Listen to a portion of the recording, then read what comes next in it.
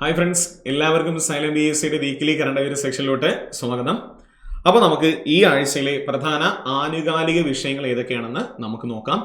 അപ്പോൾ നമ്മൾ ഈ ആഴ്ച പ്രധാനമായിട്ടും ചർച്ച ചെയ്യുന്ന പ്രധാന ആനുകാലിക വിഷയം നമ്മുടെ 28ാമത് IFFK അല്ലെ ഇന്റർനാഷണൽ ഫിലിം ഫെസ്റ്റിവല് സമ്മാനങ്ങൾ കൊടുത്തിട്ടുണ്ട്. അതുമായി ബന്ധപ്പെട്ട പ്രധാന കാര്യങ്ങൾ നമുക്കിന്ന് ആദ്യം നോക്കാം. അപ്പൊ 2023 28ാമത് IFFK international film festival of Kerala award ജേതാക്കൾ ആരൊക്കെയെന്നാണ്.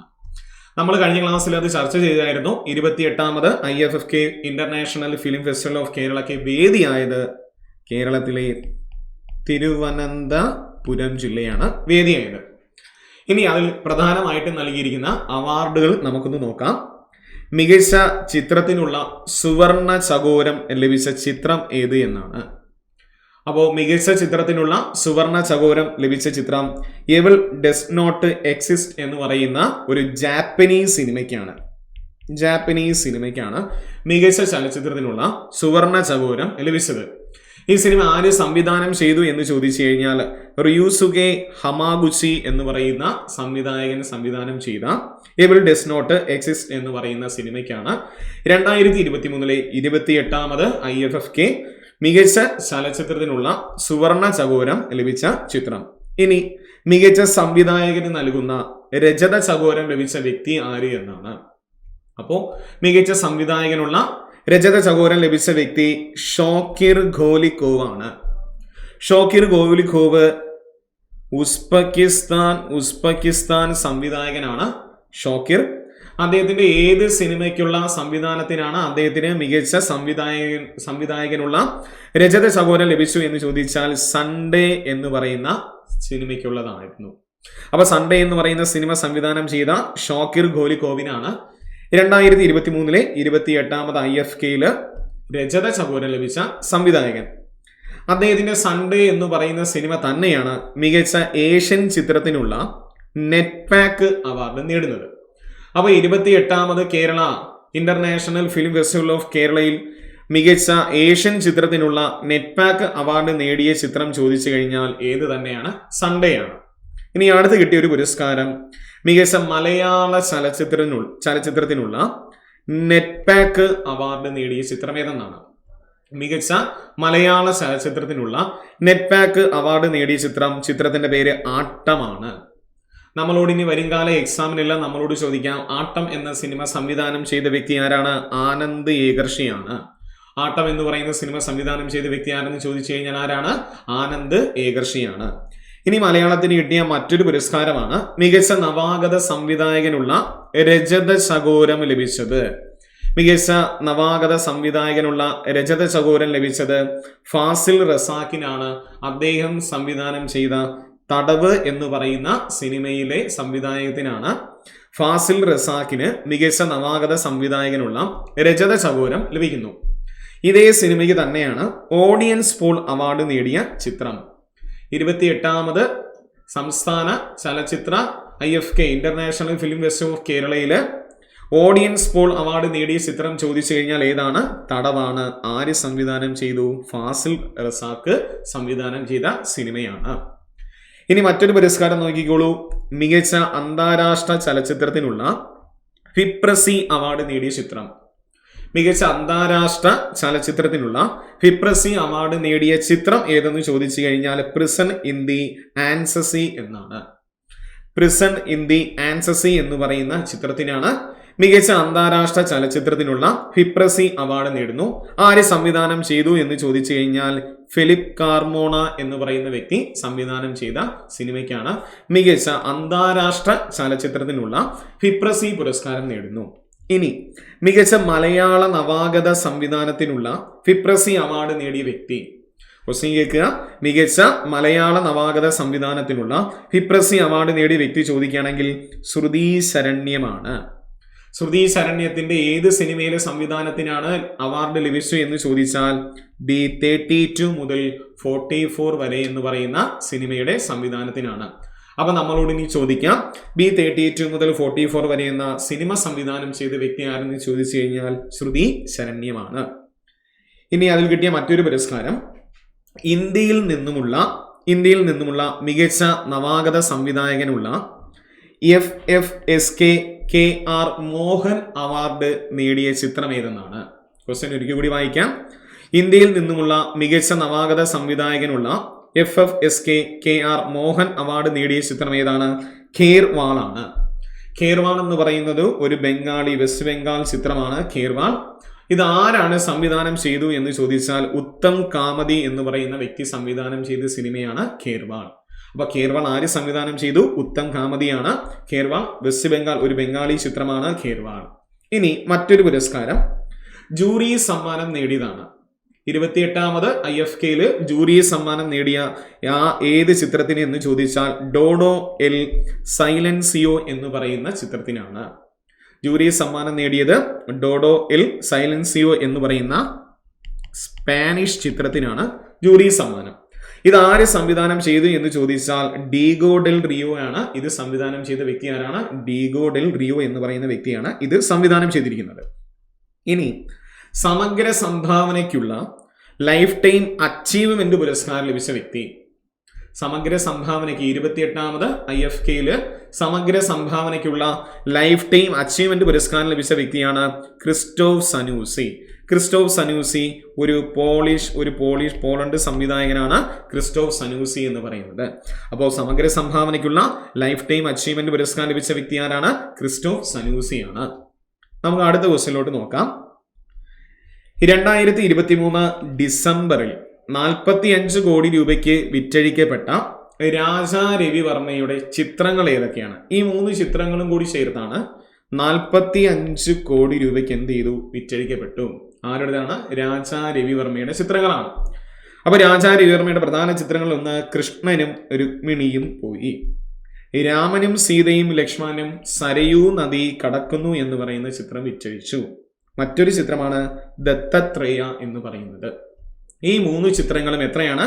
45 കോടിക്കാണ് വിറ്റഴിച്ചത് അല്ലെ. കഴിഞ്ഞ പ്രാവശ്യം ഫെബ്രുവരിയിൽ അദ്ദേഹത്തിന്റെ 38 കോടി രൂപയ്ക്ക് ഒരു ചിത്രം വിറ്റഴിച്ചു പോയി, യശോദയും കൃഷ്ണനും.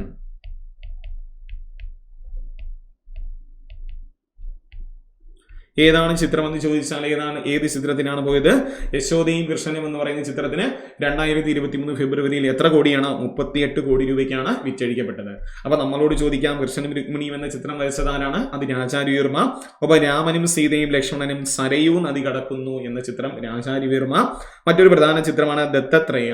ആരുടെ ചിത്രമാണ്? രാജാ രവിവർമ്മ.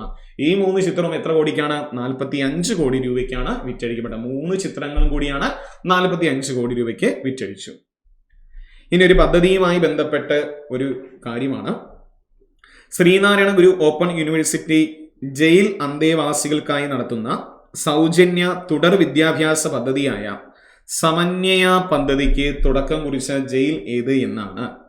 സമന്വയ പദ്ധതിക്ക് തുടക്കം കുറിച്ച ജയിൽ ഏതെന്ന് ചോദിച്ചാൽ കണ്ണൂർ സെൻട്രൽ ജയിലാണ്. അപ്പൊ ഈ കണ്ണൂർ സെൻട്രൽ ജയിലിലെ സമന്വയ പദ്ധതി നടപ്പിലാക്കുന്ന സർവകലാശാല ചോദിച്ചു കഴിഞ്ഞാൽ ഏതാണ്? ശ്രീനാരായണ ഗുരു ഓപ്പൺ യൂണിവേഴ്സിറ്റിയാണ്. നമ്മൾ മറ്റൊരു സമന്വയ പദ്ധതി നമ്മൾ കേട്ടിട്ടുണ്ടായിരിക്കും അല്ലെ.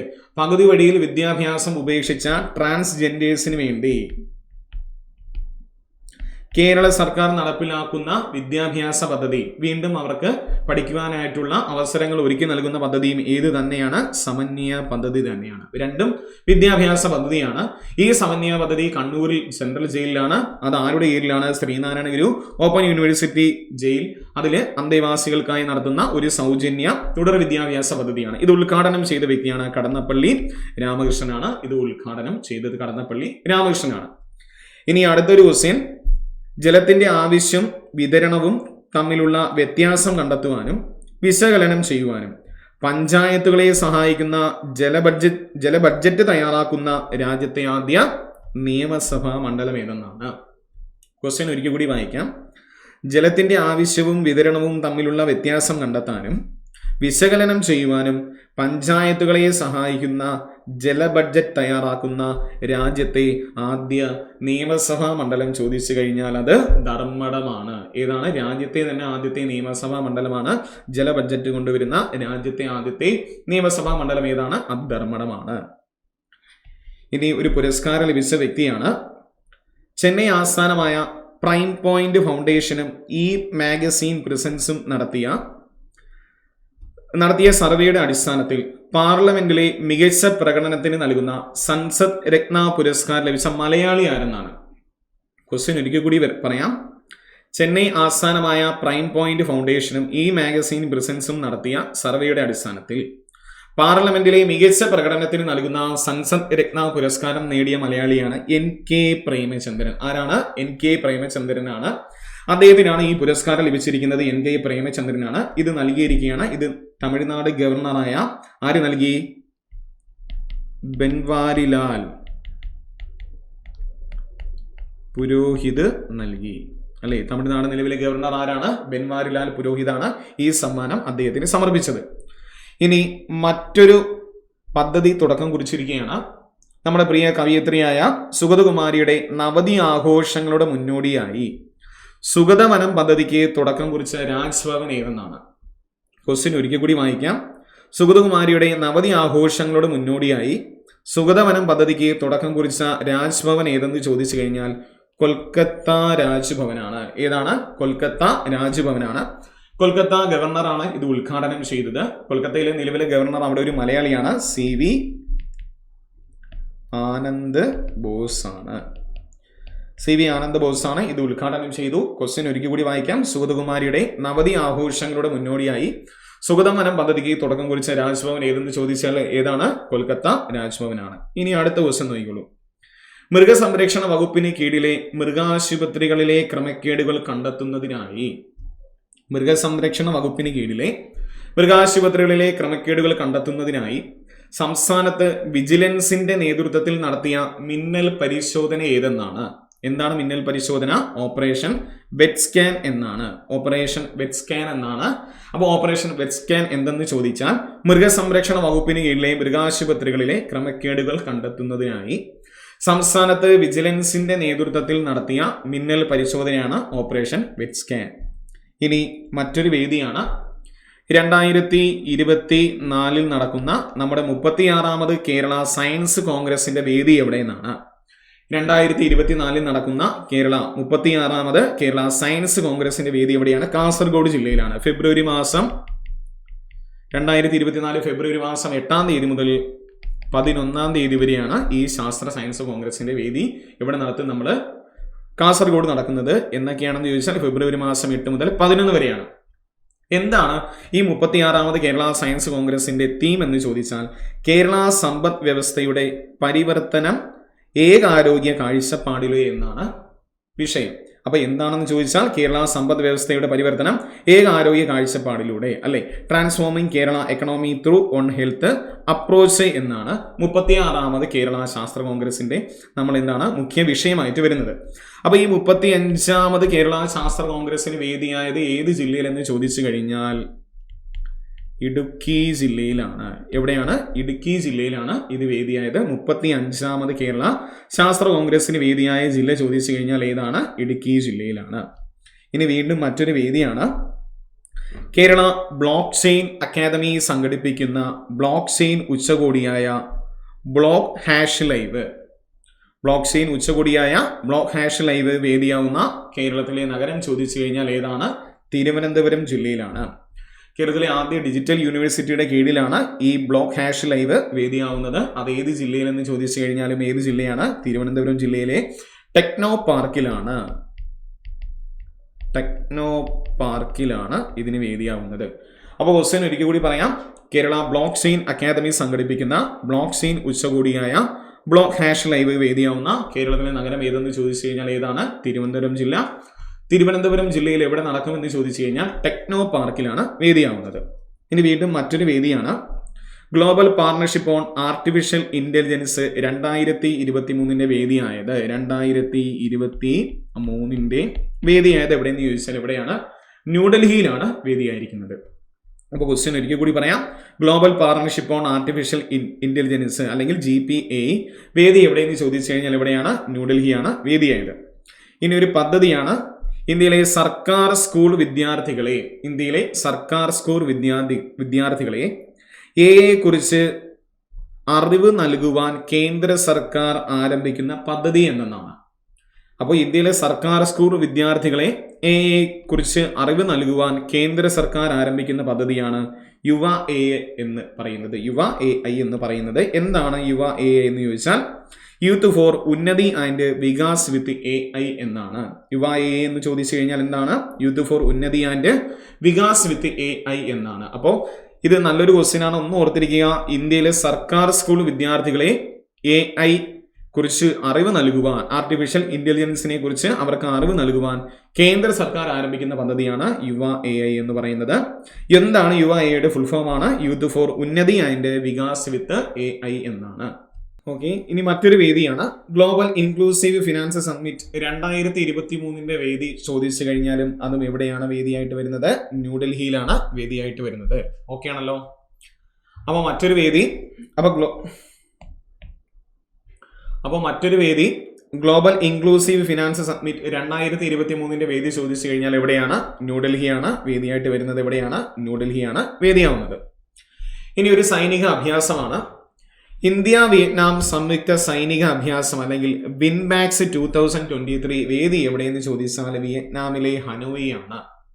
അപ്പൊ 2023 ഇന്ത്യ വിയറ്റ്നാം സംയുക്ത സൈനിക അഭ്യാസമായ വിൻബാക്സ് 2023 എവിടെയാണ് വേദി എന്ന് ചോദിച്ചു കഴിഞ്ഞാൽ വിയറ്റ്നാമിലെ ഹനോയി ആണ് വേദിയായിട്ട് വന്നിരിക്കുന്നത്. ഇനി ഒരു നിയമനമാണ് സിയാച്ചിൻ ഹിമാനിയിൽ ഓപ്പറേഷൻ പോസ്റ്റിൽ സേവനം അനുഷ്ഠിക്കുന്ന ഇന്ത്യൻ കരസേനയിലെ ആദ്യ വനിതാ മെഡിക്കൽ ഓഫീസർ ആര് എന്നാണ്. സിയാച്ചിൻ ഹിമാനിയിൽ ഓപ്പറേഷൻ പോസ്റ്റിൽ സേവനം അനുഷ്ഠിക്കുന്ന ഇന്ത്യൻ കരസേനയിലെ ആദ്യ വനിതാ മെഡിക്കൽ ഓഫീസർ ആരെന്ന് ചോദിച്ചു കഴിഞ്ഞാൽ ആരാണ്? ക്യാപ്റ്റൻ ഫാത്തിമ വസീമാണ്. നമ്മൾ മുൻകാല ക്ലാസ്സുകളിൽ നമ്മളൊരു കാര്യം പഠിച്ചിട്ടുണ്ട്. സിയാച്ചിനിൽ ഇന്ത്യൻ കരസേനയിലെ ആദ്യ മെഡിക്കൽ ഓഫീസർ ആരെന്ന് ചോദിച്ചു കഴിഞ്ഞാൽ അത് ഗീതിക കൗളാണ്. ആദ്യ മെഡിക്കൽ ഓഫീസർ. എന്നാൽ ഓപ്പറേഷൻ പോസ്റ്റിൽ സേവനം അനുഷ്ഠിക്കുന്ന ആദ്യ മെഡിക്കൽ ഓഫീസർ ആരെന്ന് ചോദിച്ചു കഴിഞ്ഞാൽ ആരാണ്? അത് ക്യാപ്റ്റൻ ഫാത്തിമ വസീമാണ്. ഇനി അടുത്ത ക്വസ്റ്റ്യൻ നോക്കിക്കോളൂ. ചോദ്യത്തിന് കോഴ ആരോപണത്തെ തുടർന്ന് ലോകസഭയിൽ നിന്നും പുറത്താക്കപ്പെട്ട MP ആരെന്നാണ്. ചോദ്യോത്തര വേളയിൽ ചോദ്യത്തിന് കോഴ ആരോപണത്തെ തുടർന്ന് ലോകസഭയിൽ നിന്നും പുറത്താക്കപ്പെട്ട MP ആരെന്ന് ചോദിക്കുകയാണെങ്കിൽ മഹുവ മൊയ്ത്ര ആണ്. അല്ലെ, തൃണമൂൽ കോൺഗ്രസ് MP ആയ മഹുവ മൊയ്ത്രയാണ് പുറത്താക്കപ്പെട്ട MP. അല്ലെ, അവര് ഹിരാ നാന്ദിനി എന്ന് പറയുന്ന ഗ്രൂപ്പിൽ നിന്ന് കോഴയും ഉപഹാരങ്ങളും കൈപ്പറ്റി എന്ന പരാതിയിലാണ് ഇവർ എന്ത് ചെയ്യുന്നത്? പുറത്താക്കുന്നത്. അപ്പോൾ ഹിരാനാന്ദിനി എന്ന് പറയുന്ന ഗ്രൂപ്പിൽ നിന്ന് കോഴയും ഉപഹാരങ്ങളും കൈപ്പറ്റി എന്ന് പറഞ്ഞുകൊണ്ട് ചോദ്യത്തിന് കോഴ ആരോപണത്തെ തുടർന്ന് ലോകസഭയിൽ നിന്നും പുറത്താക്കപ്പെട്ട MP ആരെന്ന് ചോദിച്ചു കഴിഞ്ഞാൽ അത് മഹുവ മൊയ്ത്രയാണ്. ഇനി മറ്റൊരു കൃതി പുരസ്കാരമാണ് 33ാമത് വ്യാസ സമ്മാൻ ലഭിച്ച വ്യക്തി ആരെന്നാണ്. 33ാമത് വ്യാസ സമ്മാൻ ലഭിച്ച വ്യക്തി ആരെന്ന് ചോദിച്ചു കഴിഞ്ഞാൽ ആരാണ്? പുഷ്പ ഭാരതിയാണ്. ഹിന്ദി സാഹിത്യകാരിയാണ് പുഷ്പ ഭാരതി.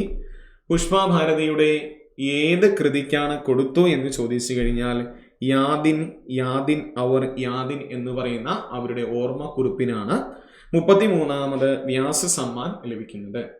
32ാമത് വ്യാസ സമ്മാൻ ലഭിച്ച വ്യക്തി ആരാ? ഗ്യാൻ ചതുർവേദിയാണ്. അല്ലേ, പാഗൽഖാന എന്ന് പറയുന്ന പുസ്തകത്തിനാണ് ഗ്യാൻ ചതുർവേദിക്ക് 32ാമത് വ്യാസ സമ്മാൻ. അപ്പൊ തീർച്ചയായിട്ടും ഇനി വരുന്ന എക്സാമിനൊക്കെ നമ്മളോട് ചോദിക്കാൻ ചാൻസ് കൂടുതലാണ്. 33ാമത് വ്യാസ സമ്മാൻ ലഭിച്ച വ്യക്തി ആരെന്ന് ചോദിച്ചു കഴിഞ്ഞാൽ ആരാണ്? പുഷ്പ ഭാരതിയാണ്. ഇനി അടുത്ത ക്വസ്റ്റ്യൻ. 2023 പുറത്തുവിട്ട മോർണിംഗ് കൺസൾട്ടന്റിന്റെ സർവേയിൽ ലോകത്തിലെ ഏറ്റവും മികച്ച ജനപ്രിയ നേതാവിന്റെ പട്ടികയിൽ 1ാം സ്ഥാനം നേടിയ വ്യക്തി ആരെന്നാണ്. അപ്പോൾ ക്വസ്റ്റ്യൻ ഒരിക്കൽ കൂടി പറയാം. 2023 പുറത്തുവിട്ട മോർണിംഗ് കൺസൾട്ടന്റിന്റെ സർവേയിൽ ലോകത്തിലെ ഏറ്റവും മികച്ച ജനപ്രിയ നേതാവിന്റെ പട്ടികയിൽ 1ാം സ്ഥാനം നേടിയത് ഇന്ത്യൻ പ്രധാനമന്ത്രിയായ നരേന്ദ്രമോദിയാണ്. മറ്റു നേതാക്കളിൽ നിന്നും അദ്ദേഹത്തിന് 76% വോട്ടാണ് അദ്ദേഹത്തിന് ലഭിച്ചിരിക്കുന്നത്, ഇന്ത്യൻ പ്രധാനമന്ത്രിയായ നരേന്ദ്രമോദിക്ക്. ഇനി മറ്റൊരു പുരസ്കാരം കൂടിയാണ് നീതി ആയോഗിന്റെ ആസ്പിരേഷൻ ബ്ലോക്കുകളുടെ പ്രോഗ്രാമിൽ 1ാം സ്ഥാനം നേടിയ ബ്ലോക്ക് ഏതെന്നാണ്.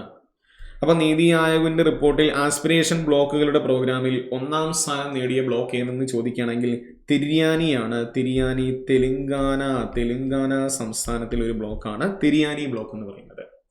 അപ്പൊ നീതി ആയോഗിന്റെ ആസ്പിരേഷൻ ബ്ലോക്കുകളുടെ പ്രോഗ്രാമിൽ 1ാം സ്ഥാനം നേടിയ ബ്ലോക്ക് ചോദിക്കണമെങ്കിൽ ഏതാണ്? തിരിയാനി എന്ന് പറയുന്ന ബ്ലോക്കാണ്. ഇനി തെലങ്കാന നടപ്പിലാക്കിയ ഒരു പദ്ധതിയാണ്. സ്ത്രീകൾക്ക് സർക്കാർ ബസ്സുകളിൽ സൗജന്യ യാത്ര നൽകുന്നതിനായി തെലങ്കാന സർക്കാർ രൂപീകരിച്ച പദ്ധതിയാണ് മഹാലക്ഷ്മി പദ്ധതി.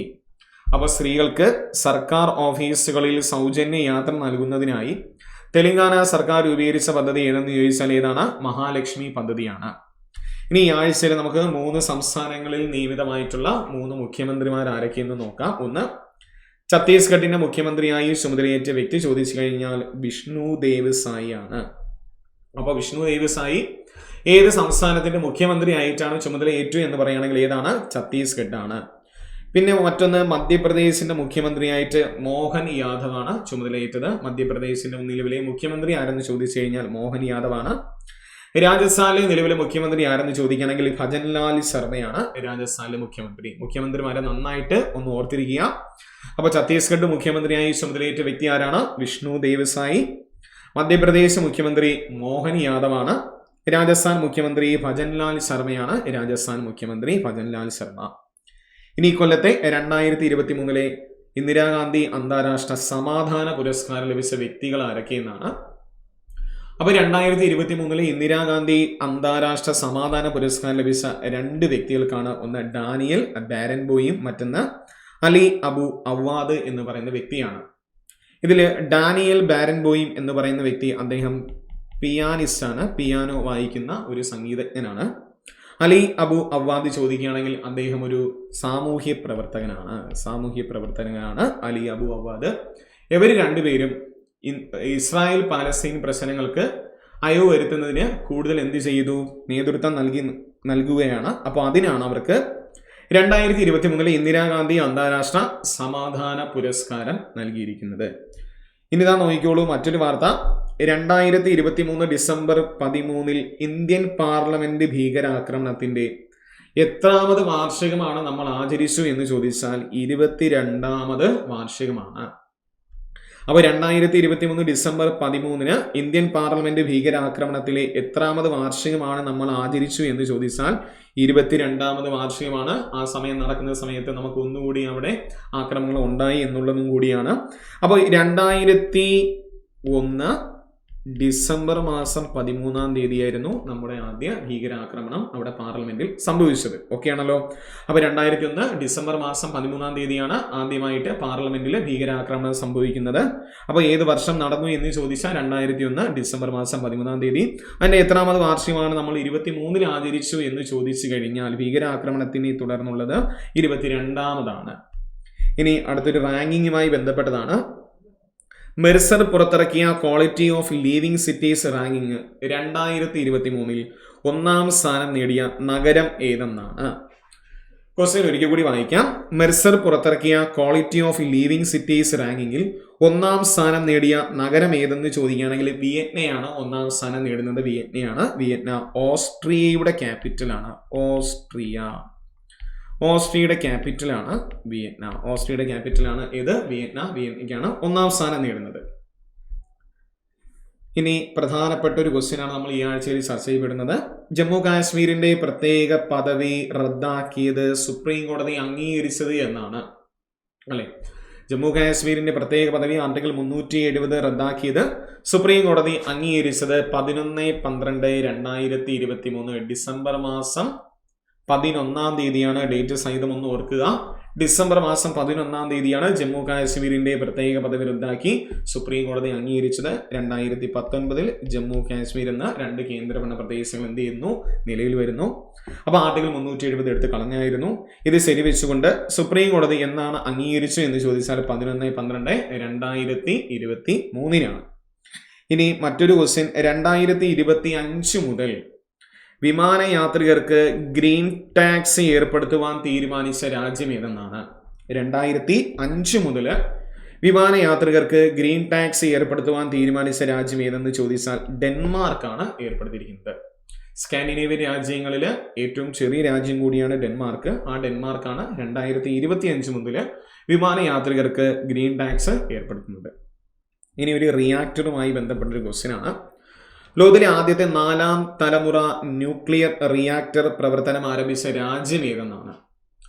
ലോകത്തിലെ ആദ്യത്തെ 4ാം തലമുറ ന്യൂക്ലിയർ റിയാക്ടർ പ്രവർത്തനം ആരംഭിച്ച രാജ്യം ഏതാണ്? ചൈനയാണ് ആരംഭിച്ചത്. ചൈനയിലെ കിഴക്കൻ ഷാൻഡോങ് പ്രവിശ്യയിലെ ഷിഡാവോബോയ് എന്ന് പറയുന്ന സ്ഥലത്താണ് 4ാം തലമുറ ന്യൂക്ലിയർ റിയാക്ടർ ആരംഭിച്ചു. രാജ്യം ഓർക്കുക, ഏതാണ്? ചൈനയാണ്. ഇനി വീണ്ടും ഒരു ആണവ അന്തർവാഹിനി പുറത്തിറക്കിയതാണ്. 2023 ഡിസംബറിൽ പുതിയ 2 ആണവ അന്തർവാഹിനികൾ പുറത്തിറക്കിയ രാജ്യം ഏതെന്ന് ചോദിച്ചു കഴിഞ്ഞാൽ റഷ്യയാണ്. റഷ്യ 2023 ഡിസംബറിൽ പുതിയ 2 അന്തർവാഹിനികൾ പുറത്തിറക്കുന്നു. ആണവ അന്തർവാഹിനികളാണ് റഷ്യ പുറത്തിറക്കിയത്. അവയ്ക്ക് 2 പേര് നൽകിയിട്ടുണ്ട്. ഒന്ന് ക്രാസ്നോയാർക്സ് എന്നും മറ്റൊന്ന് അലക്സാണ്ടർ തേർഡ് എന്നാണ്. ഒന്നിന്റെ പേരെന്താണ്? ക്രാസ്നോയാർക്സ് എന്നും മറ്റത് അലക്സാണ്ടർ തേർഡ് എന്നാണ്. 2 ആണവ അന്തർവാഹിനികൾ പേര് നൽകിയിരിക്കുന്നത്. രാജ്യം ഏതാണ്? റഷ്യയാണ്. ഇനി ഒരു ചുമതലയേൽക്കുന്നു. പോളണ്ടിന്റെ പുതിയ പ്രധാനമന്ത്രിയായി ചുമതലയേറ്റ വ്യക്തി ചോദിക്കണമെങ്കിൽ ഡൊണാൾഡ് ടസ്ക് ആണ്. പോളണ്ടിന്റെ പുതിയ പ്രധാനമന്ത്രിയായി ചുമതലയേറ്റ വ്യക്തി ആരാണ്? ഡൊണാൾഡ് ടസ്ക് ആണ് പോളണ്ടിന്റെ പുതിയ പ്രധാനമന്ത്രിയായി ചുമതലയേറ്റത്. ഇനി ഇതാ വീണ്ടും ഒരു റിപ്പോർട്ട് വരുന്നുണ്ട്. 2023 UN drugs and crime report പ്രകാരം ലോകത്തിലെ ഏറ്റവും കൂടുതൽ ഒപ്പിയം എന്ന് പറയുന്നത് കറുപ്പാണ്. ലോകത്തിലെ ഏറ്റവും കൂടുതൽ ഒപ്പിയം ഉൽപ്പാദിപ്പിക്കുന്ന രാജ്യത്തിൽ 1ാം സ്ഥാനം നേടി. 1ാം സ്ഥാനം ഏത് രാജ്യമെന്ന് ചോദിച്ചാൽ അത് മ്യാൻമാറാണ്. അപ്പോൾ 2023 UN drugs and crime report പ്രകാരം ലോകത്തിലെ ഏറ്റവും കൂടുതൽ ഒപ്പിയം ഉൽപ്പാദിപ്പിക്കുന്ന അല്ലെങ്കിൽ കറുപ്പ് ഉൽപ്പാദിപ്പിക്കുന്ന രാജ്യം ഏതെന്ന് ചോദിച്ചാൽ ഏതാണ്? മ്യാൻമാറാണ്. അപ്പോൾ അതുവരെ 2022 വരെ അഫ്ഗാനായിരുന്നു 1ാം സ്ഥാനം. ഇപ്പം അത് ഉൽപ്പാദനത്തിൽ മ്യാൻമാറാണ്. ഇനി അടുത്ത് ടൈം മാഗസിൻ 2023 ഒരു പുരസ്കാരമാണ്. Time magazine 2023 CEO of the year ആയിട്ട് തിരഞ്ഞെടുത്ത വ്യക്തി ആരെന്ന് ചോദിക്കുകയാണെങ്കിൽ സാം ആൾട്ട്മാൻ ആണ്. 2023 Time magazine CEO of the year ആയിട്ട് തിരഞ്ഞെടുത്ത വ്യക്തി സാം ആൾട്ട്മാൻ. അദ്ദേഹം ഏത് കമ്പനിയുടെ CEO ആണെന്ന് ചോദിച്ചാൽ ഓപ്പൺ AI എന്ന് പറയുന്ന കമ്പനിയുടെ CEO ആണ്. ആരാണ്? സാം ആൾട്ട്മാൻ എന്ന് പറയുന്ന വ്യക്തി. അദ്ദേഹത്തെയാണ് 2023 Time magazine CEO of the year ആയിട്ട് തിരഞ്ഞെടുത്തു. ഇനി അതേ 2023 Time magazine breakthrough of the year ആയിട്ട് തിരഞ്ഞെടുത്ത വ്യക്തിയാണ് അലക്സ് ന്യൂവെൽ എന്ന് പറയുന്നത്. അലക്സ് ന്യൂവെൽ എന്ന് പറയുന്നത് ആ വ്യക്തിയാണ് 2023 Time magazine breakthrough of the year ആയിട്ട് തിരഞ്ഞെടുത്തു. അലക്സ് ന്യൂവെൽ ഒരു ഗായികയാണ്, അമേരിക്കൻ ഗായികയാണ് അലക്സ് ന്യൂവെൽ. ഇനി നമുക്ക് ഈ ആഴ്ചയിലെ പ്രധാന ദിനങ്ങളാണ്. ഈ ആഴ്ചയിലെ നമുക്ക് പ്രധാന ദിനങ്ങളെന്ന് നോക്കാം. അതിലാദ്യം നമ്മൾ പോകുന്നത് ഡിസംബർ മാസം 10 ആണല്ലേ. ഡിസംബർ 10 നമ്മളോട് PSC 1 കൂടുതൽ തവണ ചോദിച്ചൊരു ക്വസ്റ്റ്യൻ ആണ്. വേൾഡ് ഹ്യൂമൻ റൈറ്റ്സ് ഡേ അല്ലെ, ലോക മനുഷ്യാവകാശ ദിനമായിട്ട് ആചരിക്കുന്നു ഡിസംബർ 10. 1948 ഡിസംബർ മാസം 10 തീയതിയാണ് നമുക്ക് മനുഷ്യാവകാശ പ്രഖ്യാപനം. ആ ഡിസംബർ 10 നമ്മൾ വേൾഡ് ഹ്യൂമൻ റൈറ്റ്സ് ഡേ ആയിട്ട് ആചരിക്കുന്നു. അപ്പൊ 2023 ഡിസംബർ 10 ഒരു പ്രത്യേകതയുണ്ട്. ഹ്യൂമൻ റൈറ്റ്സ് ഡേ ആയിട്ട് നമ്മൾ ആചരിക്കുന്നതിന്റെ അല്ലെങ്കിൽ 75ാം വാർഷികമാണല്ലേ. 48 2023 നമ്മൾ എത്രാമത് വാർഷികമാണ്? 75ാമത് വാർഷികമാണ്. എന്താണ് 2023 ഹ്യൂമൻ റൈറ്റ്സ് ഡേയുടെ തീം എന്ന് ചോദിച്ചു കഴിഞ്ഞാൽ freedom, equality and justice for ആൾ എന്നാണ്. എന്താണ് തീം എന്ന് ചോദിച്ചാൽ freedom, equality and justice for ആൾ എന്നാണ് തീം. ഓക്കെ. ഇനി അടുത്തത് ഡിസംബർ മാസം 11 ഇന്റർനാഷണൽ മൗണ്ടെയിൻ ഡേ ആയിട്ടാണ് നമ്മൾ ആചരിക്കുന്നു, പർവ്വത ദിനമായിട്ടാണ്. അപ്പൊ അന്താരാഷ്ട്ര പർവ്വത ദിനം ചോദിച്ചു കഴിഞ്ഞാൽ ഡിസംബർ മാസം 11 തീയതിയാണ് ചോദിച്ചിട്ടുള്ളതാണ്. എന്താണ് 2023 ഇന്റർനാഷണൽ മൗണ്ടെയിൻ ഡേയുടെ തീം എന്ന് ചോദിച്ചു കഴിഞ്ഞാൽ റീസ്റ്റോറിംഗ് മൗണ്ടെയിൻ എക്കോസിസ്റ്റം എന്നാണ്. അപ്പോൾ റീസ്റ്റോറിംഗ് മൗണ്ടെയിൻ എക്കോസിസ്റ്റം എന്നാണ് നമ്മുടെ ഡിസംബർ 11 ഇന്റർനാഷണൽ മൗണ്ടെയിൻ ഡേയുടെ തീം. അപ്പോൾ ഒരിക്കൽ കൂടി കേൾക്കുക, റീസ്റ്റോറിംഗ് മൗണ്ടെയിൻ എക്കോസിസ്റ്റം എന്നാണ്. ഇനി December 12 international day for neutrality ആണ്. ഡിസംബർ 12 നമ്മൾ എന്ത് ദിനമായിട്ട് ആചരിക്കുന്നു? ഇന്റർനാഷണൽ ഡേ ഫോർ ന്യൂട്രാലിറ്റി ആയിട്ട് ആചരിക്കുന്നു. December 14 national energy conservation day ആയിട്ട് നമ്മൾ ആചരിക്കുന്നു. ഡിസംബർ മാസം 14 നാഷണൽ എനർജി കൺസർവേഷൻ ഡേ ആയിട്ട് നമ്മൾ ആചരിക്കുന്നു. ഇനി ഡിസംബർ 16 PS ചോദിച്ചിട്ടുണ്ട്, എന്നാണ് വിജയ് ദിവസ് അല്ലേ. ഇന്ത്യ പാകിസ്ഥാൻ യുദ്ധത്തെ തുടർന്ന് ഇന്ത്യ ജയിക്കുകയും അങ്ങനെ ഡിസംബർ 16 നമ്മൾ ഒരു കരാർ ഒപ്പുവെക്കുകയും ചെയ്യുന്നു. 1971 ആ ഇന്ത്യ പാക് യുദ്ധത്തെ തുടർന്ന് നമ്മൾ എന്ത് ചെയ്യുന്നു? ഡിസംബർ 16 നമ്മുടെ വിജയ് ദിവസമായിട്ട് ആചരിക്കുന്നു. എന്നാണ് ഡിസംബർ 16 എന്ത് ദിനമായിട്ട് നമ്മൾ ആചരിക്കുന്നു എന്ന് ചോദിച്ചു കഴിഞ്ഞാൽ ഡിസംബർ 16 എന്ത് ദിനമായിട്ട് ആചരിക്കുന്നു? വിജയ് ദിവസമായിട്ട് ആചരിക്കുന്നു. ഇനി ആഴ്ചയിലെ പ്രധാന കായികമാണ്. ഇതാ നോക്കിക്കോളൂ, 2023 world athlete of the year പുരസ്കാരം. 2023 world athlete of the year പുരസ്കാരം ലഭിച്ചിരിക്കുകയാണ്. World athlete of the year പുരസ്കാരം ലഭിച്ചിരിക്കുകയാണ്. ഇതിൽ ആർക്കൊക്കെ കിട്ടി എന്ന് നമുക്ക് ജസ്റ്റ് ഒന്ന് നോക്കാം. ഇതിൽ പുരുഷ വിഭാഗം കിട്ടിയിരിക്കുന്നത് നോഹ ലെയ്ൻസിനാണ്. മികച്ച ട്രാക്ക് അത്ലറ്റിലെ പുരുഷ വിഭാഗം മികച്ച ട്രാക്ക് അത്ലറ്റ് ആരെന്ന് ചോദിക്കുകയാണെങ്കിൽ അമേരിക്കക്കാരനായ നോഹ ലെയ്ൻസിനാണ് ലഭിച്ചിരിക്കുന്നത്. മികച്ച ട്രാക്ക് അത്ലറ്റ് വനിതാ വിഭാഗം ആർക്ക് കിട്ടി എന്ന് ചോദിച്ചാൽ ഫെയ്ത്ത് കിപ്പേഗൻ എന്ന് പറയുന്ന ഒരു വ്യക്തിയാണ്. ഫെയ്ത്ത് കിപ്പേഗൻ എന്ന് പറയുന്ന വ്യക്തിക്കാണ് മികച്ച ട്രാക്ക് അത്ലറ്റിൽ ലഭിച്ചിരിക്കുന്നത്. ഈ ഫെയ്ത്ത് കിപ്പേഗൻ ഏത് രാജ്യമെന്ന് ചോദിച്ചു കഴിഞ്ഞാൽ കെനിയക്കാരനാണ്. ഫെയ്ത്ത് കിപ്പേഗൻ ഏത് രാജ്യമാണ്? കെനിയക്കാരിയാണ് ഫെയ്ത്ത് കിപ്പേഗൻ. അപ്പൊ പുരുഷ വിഭാഗം നോഹ ലെയ്ൻസ് ആണ്. അദ്ദേഹം ഏത് രാജ്യം എന്ന് ചോദിച്ചാൽ USA ആണ്. വനിതാ വിഭാഗം ചോദിക്കുകയാണെങ്കിൽ ഫെയ്ത്ത് കിപ്പേഗൻ ആണ്. അവർ ഏത് രാജ്യമെന്ന് ചോദിച്ചാൽ ഏതാണ്? കെനിയനാണ്. ഇനി അതിൽ മികച്ച ഫീൽഡ് അത്ലറ്റ് ആയിട്ട് തിരഞ്ഞെടുത്തു. മികച്ച ഫീൽഡ് അത്ലറ്റ് ആയിട്ട് തിരഞ്ഞെടുത്തതിൽ പുരുഷ വിഭാഗം മോണ്ടോ ഡ്യൂപ്ലാൻസ് ആണ്. പുരുഷ വിഭാഗം ആർക്ക് കിട്ടി? മോണ്ടോ ഡ്യൂപ്ലാൻസിനാണ് കിട്ടുന്നത്. അദ്ദേഹം പോൾ വാൾട്ട് കളിക്കാരനാണ്. അദ്ദേഹം ഒരു സ്വീഡിഷ് താരമാണ്. അദ്ദേഹത്തിന്റെ കായിക ഇനം ചോദിക്കുകയാണെങ്കിൽ പോൾ വാൾട്ടാണ്. ഇനി വനിതാ വിഭാഗം ആർക്ക് കിട്ടി എന്ന് ചോദിച്ചു കഴിഞ്ഞാൽ യൂളിമർ റോഹാസിനാണ്. യൂളിമർ റോഹാസ് ട്രിപ്പിൾ ജമ്പാണ്. അവർ വെനസ്വലക്കാരിയാണ്. സ്വദേശം ചോദിച്ചു കഴിഞ്ഞാൽ വെനസ്വലയാണ്. അപ്പോൾ വനിതാ വിഭാഗം ചോദിക്കുകയാണെങ്കിൽ യൂളിമർ റോഹാസ് ആണ്. യൂളിമർ റോഹാസ് എവിടെയെന്ന് ചോദിച്ചാൽ വെനസ്വല സ്വദേശിയാണ് യൂളിമർ റോഹാസ്. അപ്പോൾ മികച്ച ഫീൽഡ് അത്ലറ്റ് ആയിട്ട് പുരുഷ വിഭാഗത്തിൽ മോണ്ടോ ഡ്യൂപ്ലാൻസും വനിതാ വിഭാഗത്തിൽ യൂളിമർ റോഹാസുമാണ് ലഭിച്ചിരിക്കുന്നത്. ഇനി ഔട്ട് ഓഫ് സ്റ്റേഡിയ 3 വിഭാഗങ്ങളിൽ ഒന്ന് ഔട്ട് ഓഫ് സ്റ്റേഡിയ വിഭാഗത്തിൽ പുരുഷ വിഭാഗം കിട്ടിയിരിക്കുന്നത് കെൽവിൻ കിപ്റ്റമാണ്.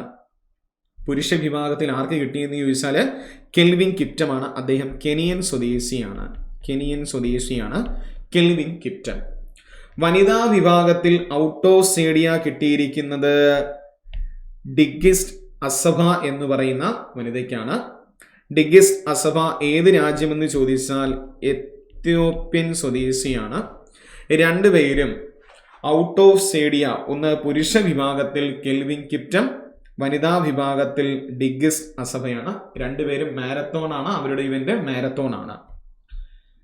ഇനി നോക്കിക്കോളൂ, African footballer of the year award.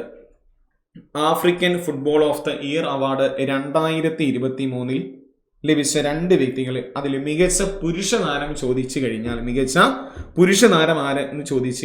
Victor Osimhen ആണ് മികച്ച പുരുഷ താരം.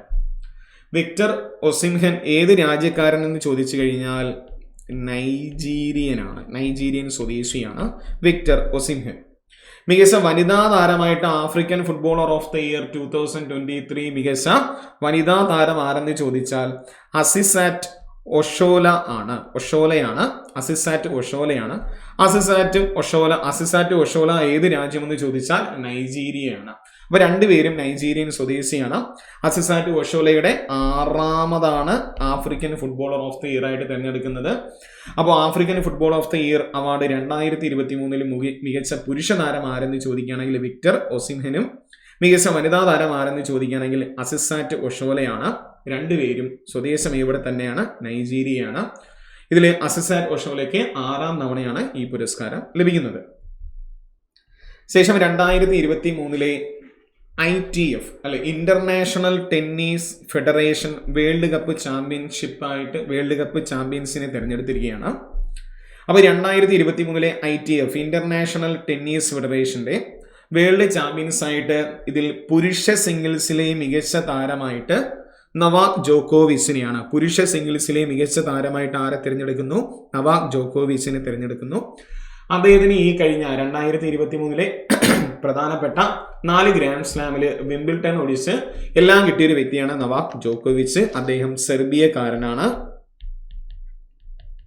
സെർബിയക്കാരനാണ് നൊവാക് ജോക്കോവിച്ച്. ഇനി വനിതാ വിഭാഗത്തിലെ ആരാണ് വനിതാ സിംഗിൾസ് മികച്ച താരം എന്ന് ചോദിച്ചു കഴിഞ്ഞാൽ ആരാണ്? അരീന സബലങ്കയാണ്. അരീന സബലങ്ക ഏത് രാജ്യമെന്ന് ചോദിച്ചു കഴിഞ്ഞാൽ ബെലാറസ് ആണ്. ബെലാറസ് ഏത് രാജ്യമാണ്? ബെലാറസ് ആണ്. അരീന സബലങ്കയ്ക്ക് 2023 ഓസ്ട്രേലിയൻ ഓപ്പൺ വനിതാ വിഭാഗം സിംഗിൾസിൽ വിജയിച്ച വ്യക്തിയാണ് അരീന സബലങ്ക. ഏത് രാജ്യം എന്ന് ചോദിച്ചു കഴിഞ്ഞാൽ ഏത് രാജ്യമാണ് അരീന സബലങ്ക? ഏത് രാജ്യമെന്ന് ചോദിച്ചു കഴിഞ്ഞാൽ ബെലാറസ് സ്വദേശിയാണ് അരീന സബലങ്ക. ഇനി അതിൽ പുരുഷ ഡബിൾസ് താരങ്ങളായിട്ട് തിരഞ്ഞെടുത്തത് ഒന്ന് ജോസ് സാലിസ്ബറി ആണ്. ജോസ് സാലിസ്ബറി, മറ്റത് രാജീവ് റാമാണ്. ജോസ് സാലിസ്ബറി, മറ്റത് രാജീവ് റാം. ഇതിൽ ജോസ് സാലിസ്ബറി ഏത് രാജ്യമെന്ന് ചോദിക്കുകയാണെങ്കിൽ ബ്രിട്ടനും, രാജീവ് റാം ഏത് രാജ്യമെന്ന് ചോദിച്ചു കഴിഞ്ഞാൽ അദ്ദേഹം USA സ്വദേശിയാണ്. പേര് ഇന്ത്യക്കാരനായിട്ട് തോന്നും, പക്ഷെ അദ്ദേഹം USA സ്വദേശിയാണ്. അപ്പോൾ പുരുഷ ഡബിൾസിൽ താരമായിട്ട് തിരഞ്ഞെടുത്തത് ഒന്ന് ജോസ് സാലിസ്ബറി ആൻഡ് രാജീവ് റാം. ഇനി വനിതാ ഡബിൾസ് താരമായിട്ട് തിരഞ്ഞെടുത്തത് 2023 മികച്ച വനിതാ ഡബിൾസ് താരമായിട്ട് തിരഞ്ഞെടുത്തത് ഒന്ന് സ്റ്റോം ഹണ്ടർ, മറ്റൊന്ന് എലിസ് മെർട്ടൻസ് ആണ്. സ്റ്റോം ഹണ്ടറും മറ്റത് എലിസ് മെർട്ടൻസുമാണ്. സ്റ്റോം ഹണ്ടർ ഏത് രാജ്യമെന്ന് ചോദിച്ചാൽ ആസ്ട്രേലിയൻ പ്ലെയർ ആയ വനിതയാണ് സ്റ്റോം ഹണ്ടർ. എലിസ് മെർട്ടൻസ് ഏത് രാജ്യമെന്ന് ചോദിച്ചാൽ എലിസ് മെർട്ടൻസ് ഏത് രാജ്യമാണ്? ബെൽജിയമാണ്. എലിസ് മെർട്ടൻസ് ഏത് രാജ്യം എന്ന് ചോദിക്കണമെങ്കിൽ ഏത് രാജ്യമാണ്? ബെൽജിയമാണ്. അപ്പോൾ പുരുഷ ഡബിൾസിൽ ജോസ് സാലിസ്ബറി, രാജീവ് റാം. വനിതാ ഡബിൾസിൽ സ്റ്റോം ഹണ്ടറും മറ്റത് എലിസ് മെർട്ടൻസും. സ്റ്റോം ഹണ്ടർ ഏത് രാജ്യം എന്ന് ചോദിക്കണമെങ്കിൽ ഓസ്ട്രേലിയയാണ്. എലിസ് മെർട്ടൻസ് ഏത് രാജ്യം എന്ന് ചോദിക്കണമെങ്കിൽ ഏത് രാജ്യമാണ്? ബെൽജിയമാണ്. ഇനി വീണ്ടും ഒരു പുരസ്കാരമാണ്. അന്താരാഷ്ട്ര ടെന്നീസ് ഹാൾ ഓഫ് ഫെയിമിൽ ഇടം നേടിയ ഇന്ത്യൻ താരങ്ങൾ ആരൊക്കെയെന്നാണ്. 2023 അന്താരാഷ്ട്ര ടെന്നീസ് ഹാൾ ഓഫ് ഫെയിമിൽ ഇടം നേടിയ 2 ഇന്ത്യൻ താരങ്ങൾ, ഒന്ന് ലിയാണ്ടർ പേസും മറ്റത് വിജയ് അമൃത് രാജും ലിയാണ്ടർ പേസുമാണ് അന്താരാഷ്ട്ര ടെന്നീസ് ഹാൾ ഓഫ് ഫെയിമിൽ ഇടം നേടുന്ന ഇന്ത്യൻ താരങ്ങൾ. ഇനി ആദ്യ ഇന്ത്യൻ താരങ്ങൾ ആരെ എന്ന് ചോദിച്ചാലും ആദ്യ ഏഷ്യൻ താരങ്ങൾ ആരെന്ന് ചോദിച്ചാലും ഇവർ രണ്ടുപേരുമാണ്. അപ്പൊ അന്താരാഷ്ട്ര ടെന്നീസ് ഹാൾ ഓഫ് ഫെയിമിൽ ഇടം നേടുന്ന ആദ്യ ഏഷ്യൻ താരങ്ങൾ ആരെന്ന് ചോദിച്ചു കഴിഞ്ഞാലും ആദ്യ ഇന്ത്യൻ താരങ്ങൾ ആരെന്ന് ചോദിച്ചു കഴിഞ്ഞാലും ആര് തന്നെയാണ്? ലിയാണ്ടർ പേസ് ആൻഡ് വിജയ് അമൃതരാജ് ആണ്. ഇനി മറ്റൊരു പുരസ്കാരമാണ് united world wrestling rising star of the year 2023 പുരസ്കാരം നേടിയ ഇന്ത്യൻ താരം ആരെന്ന് ചോദിക്കുകയാണെങ്കിൽ അന്തിം പങ്കലാണ് united world wrestling rising star of the year 2023 പുരസ്കാരം നേടിയ വ്യക്തി.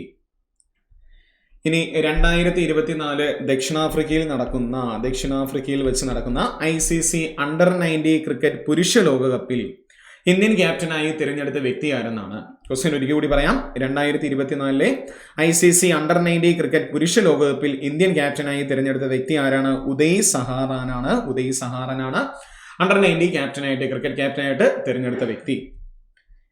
ഇനി നോക്കിക്കോളൂ, 2023 പുരുഷ ലോക ക്ലബ്ബ് വോളി ചാമ്പ്യൻഷിപ്പിന്റെ ജേതാക്കൾ ആരൊക്കെയെന്നാണ്. അപ്പൊ 2023 ലോക പുരുഷ ക്ലബ്ബ് വോളി ചാമ്പ്യൻഷിപ്പിന്റെ ജേതാക്കൾ ചോദിക്കുകയാണെങ്കിൽ സർ സിക്കോമ പെറൂജിയാണ്. ഇറ്റാലിയൻ ക്ലബ്ബായ സർ സിക്കോമ പെറൂജിയാണ് 2023 പുരുഷ ലോക ക്ലബ്ബ് വോളി ചാമ്പ്യൻഷിപ്പിന്റെ ജേതാക്കൾ. എവിടെ വെച്ചു എന്ന് നടന്നു നമ്മൾ കഴിഞ്ഞ ക്ലാസ്സിലൊക്കെ ചർച്ച ചെയ്താണ്. ബാംഗ്ലൂരാണ് വേദിയായത്. ഇനി മറ്റൊരു ചാമ്പ്യൻഷിപ്പിന്റെ വിജയാണ് 2023 ദേശീയ സീനിയർ ബാസ്കറ്റ്ബോൾ ചാമ്പ്യൻഷിപ്പിന്റെ വിജയി. 2023 ദേശീയ സീനിയർ ബാസ്കറ്റ്ബോൾ ചാമ്പ്യൻഷിപ്പിന്റെ വിജയി ചോദിക്കുകയാണെങ്കിൽ റെയിൽവേസ് ആണ്. കേരളമാണ് റണ്ണറപ്പായത്. കേരളമാണ്. എവിടെയാണ് 2023 ദേശീയ സീനിയർ ബാസ്കറ്റ്ബോൾ ചാമ്പ്യൻഷിപ്പിന്റെ വേദി? ലുധിയാന. വേദി എവിടെയെന്ന് ചോദിക്കണമെങ്കിൽ ഇവിടെയാണ്, ലുധിയാനയാണ് വേദിയായിരിക്കുന്നത്. ഇനി 2024 നടക്കുന്ന ഇന്ത്യൻ വനിതാ ക്രിക്കറ്റ് പ്രീമിയം ലീഗിലേക്ക് തിരഞ്ഞെടുക്കപ്പെട്ട മൂന്നാമത്തെ മലയാളി താരം ആര് എന്നാണ്. മൂന്നാമത്തെ മലയാളി താരമാണ് സജീവൻ സജ്ന എന്ന് പറഞ്ഞൊരു വ്യക്തി. വനിതാ പ്രീമിയം ക്രിക്കറ്റ് ലീഗിൽ മുംബൈ ഇന്ത്യൻസിന് വേണ്ടിയിട്ടാണ് സജീവൻ സജ്ന. വയനാട് സ്വദേശിയാണ് സജീവൻ സജ്ന.